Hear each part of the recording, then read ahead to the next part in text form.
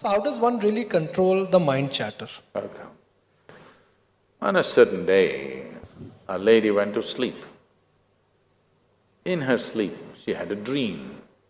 In her dream, she saw a hunk of a man standing there and staring at her. Then he started coming closer, closer, closer. He came so close to her, she could even feel his breath. She trembled, not in fear. And then she asked, "What will you do to me?" The man said, "Well, lady, it's your dream."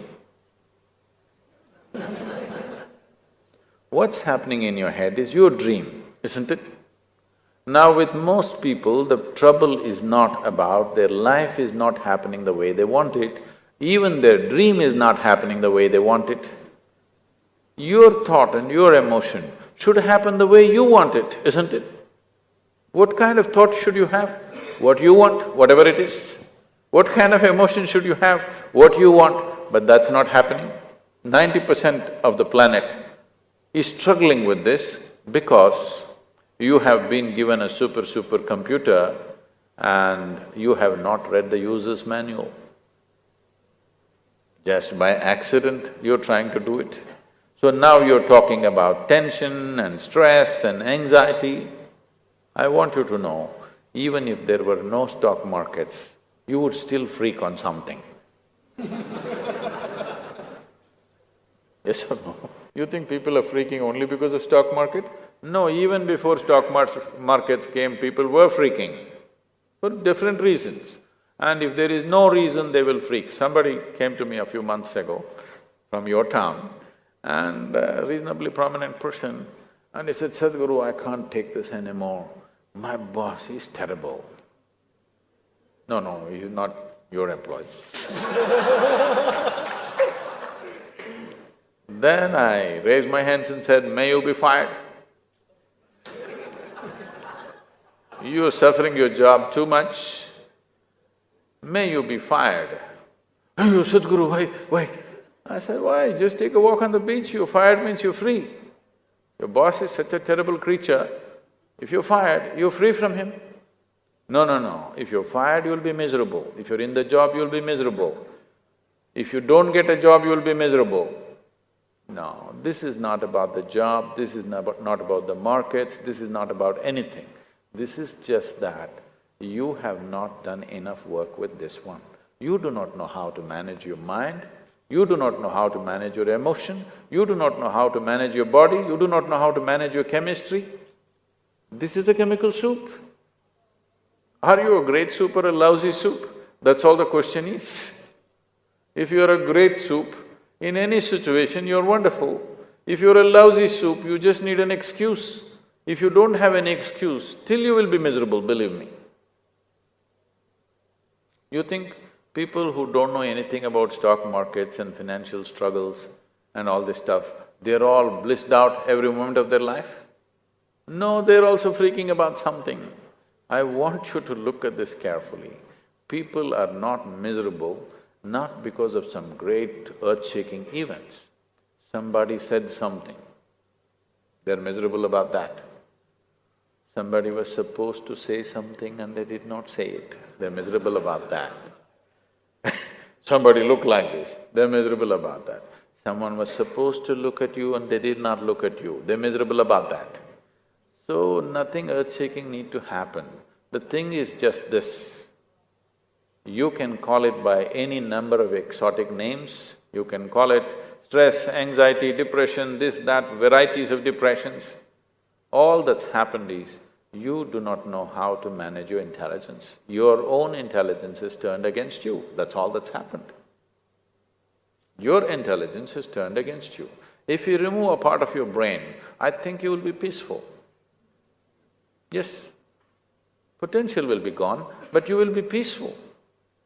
And that's what people are trying to do by excessive eating, alcohol, drugs, this, that, everything, is simply just this. In some way you want to kill your brain at least temporarily, because you're not able to bear the torture of this intelligence which took millions of years of evolution to get you to this place.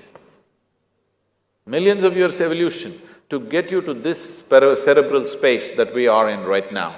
The greatest benediction that a human being has is, we have this capacity to think and imagine and do things. Two most important faculties that a human being has, which makes us stand out from every other creature, is we have a vivid sense of memory. We can remember every experience of our life. And we have a vivid sense of imagination, that we can imagine something and strive to create that. What happened 10 years ago, maybe many of you still suffer. Yes? People are capable of suffering, yes or no? What may happen day after tomorrow, you already suffer. Don't think you're suffering life. You're just suffering your memory and your imagination, two of the best faculties that the human being has. That's what you're suffering. You are striving somewhere. If I was like an earthworm, I would be very peaceful. This is a tremendous possibility, that you can remember everything and build such a vast experience of life, and you can imagine things that nobody has ever imagined till now and strive to create it. But that's what human beings are suffering, because your education systems have taught you nothing about how to manage this, how to enhance this, only about how to fix the world. No, if you fix this one person, you will see life will be fantastic. World, we will play to the extent that it allows. It depends on the times in which we are born. What kind of play we do in the world depends on the times in which we are born, isn't it? Not always you could play the same game, and depends where we are placed. So, what games we play in the world is relative, but how we are within ourselves is our business. This one thing you must do. We have tried to engineer the world too much, but we have not done anything about this. Only if we do something about this life will be worthwhile. Otherwise, so much may happen in the world, but we will still be going through the same sufferings. As a generation of people, is it not true that we have comforts and conveniences today that no other generation could even imagine? Yes or no? Compared to your parents and your grandparents, materially, are you all not living in unimaginable places and positions? Yes or no? But still we are suffering that. I want you to understand, every comfort and convenience we're enjoying has come to us with an enormous price to every other creature on this planet. At least if you're blissed out, it's all right to burn the world. Miserable people have no business to burn the world.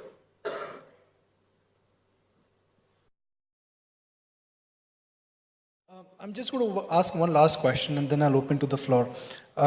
You say that everything, emotions, the way we react to situation is all acquired, is something which we acquire by birth. So what role do you think destiny, after birth? Okay. What role do you think destiny plays then? So if your life is by design, you are the maker of your destiny. If your life is by default, then you're a victim of things that happen. When we say destiny, these are all fantastic defenses for the failures of your life. If you succeed with something, you always take pride in it. But if you fail, then some other forces up there, the planetary positions are not right. Yes, this is happening all the time. For all that success that happens, the chest swells up with pride. Failure that happens, God, Shani, the Shani controversy going on. Shani is not in the right place. At least the ladies are saved. They are keeping a certain distance. So, destiny means just this: whatever situations you create unconsciously, you think it's your destiny. Let's understand this. From today morning to now, forget from birth, from today morning since you woke up to this moment, so much is happening, activity within you. Physical activity, mental activity, emotional activity and energy activity is continuously happening. Both in wakefulness and sleep it's happening. Of all this activity, which is causing its own momentum towards something or fixing a direction by itself, how much of this activity is your conscious activity? If you ask me, for most human beings, less than 1% is conscious, rest is happening unconsciously. All these unconscious levels of activity that we are performing is bound to have an impact in terms of results. So when things happen to us that we did not expect, we think it's destiny, but largely we are working unconsciously. If you take or if you have mastery over your physical body, 15 to 20% of your life and destiny will be in your hands. If you have mastery over your mind, 50 to 60% of your life and destiny will be in your hands. If you have complete mastery over your life energies, 100% of your life and destiny will be in your hands. You can even determine the womb that you are born in. How you are born, how you will live and how you will die, you can determine all of it. It is just a question of have we taken charge of it or no. You must understand, we are living in a land where you've always been told your life is your karma. We need to understand this. Karma means action. So what's being said is not some fatalistic nonsense. What is being said is the most dynamic way to exist. Your life is your karma means your life is your making. Your life is entirely your making. Only thing is, large part of it you're making it unconsciously. If you make it consciously, it would happen the way you want it. If you make it unconsciously, it could seem accidental.